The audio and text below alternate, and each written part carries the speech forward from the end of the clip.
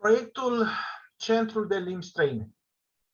În baza activității noastre, după cum poate că v-am spus, menționat deja în prezentările anterioare, sunt, bineînțeles, cursurile de limba engleză, orică sunt Cambridge, orică sunt Oxford și examenele aferente. Dar, în timp, am ajuns să adăugăm în portofoliul nostru educațional și cursuri de alte limbi, cum ar fi, până în momentul de față, germană, spaniolă și franceză.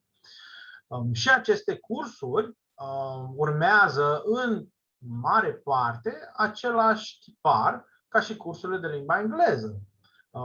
Avem o metodologie, avem manuale, avem lectori, profesori, la fiecare limbă în parte. Cei copii care doresc să participe la aceste cursuri sunt testați, vedem la ce nivel sunt, după care sunt puși în grupe, lectorii preiau aceste grupe și merg mai departe până la nivelul de limbă dorit de elev sau părinte, până când doresc să dea unul dintre examene, cum ar fi, de exemplu, examenele Goethe la germană.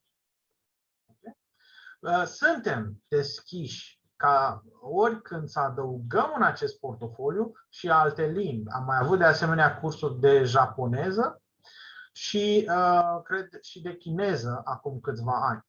Căutăm permanent să extindem acest proiect și în funcție de persoanele pe care le găsim la nivel local, care ar putea să predea aceste cursuri de limbi străine.